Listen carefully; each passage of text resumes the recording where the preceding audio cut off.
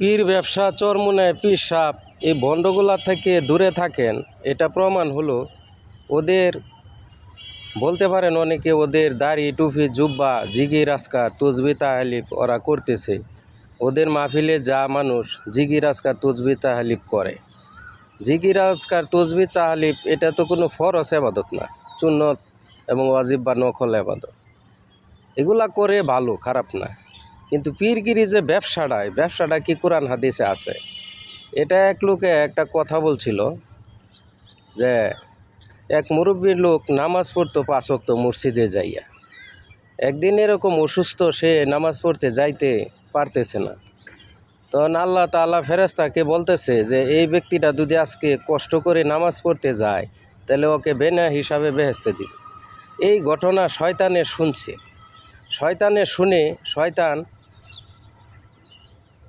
জুব্বা পাগড়ি পিন্দে ওই মুরব্বীর বাসায় গেছে।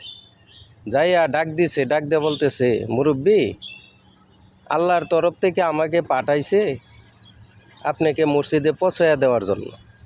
তো মুরব্বী তো প্রথম এটা শুনে দমকি লেগে গেছে। তখন খুশি হইয়া ওই লোকের কাঁধে উঠছে।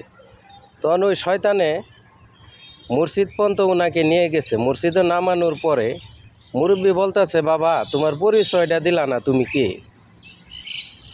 তখন ওই শয়তান বলতেছে, না, আপনাকে পরিচয় দেওয়া যাবে না। তখন মুরব্বী আবার বলতেছে যে পরিচয়টা দেওয়া যাও বাবা, তাহলে আমার মনটা খুশি হইতো।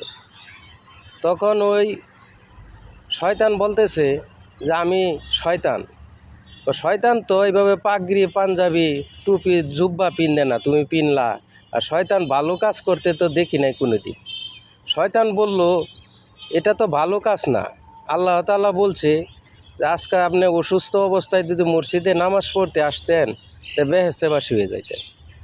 এই খবর আমি পাওয়ার পরে আমি শয়তান এই বেশ ধরে আপনাকে মসজিদ পর্যন্ত পৌঁছায় দিলাম, মানে আপনার বেহেশতে যাওয়াটা বদ্ধ করে দিলাম। এর জন্য ভাই সকল, আপনারা এই পীর সাপ বেশ ধরা দাড়ি টুপি জুব্বা এগুলা খুব সাবধানে এগুলার পিছনে পড়েন।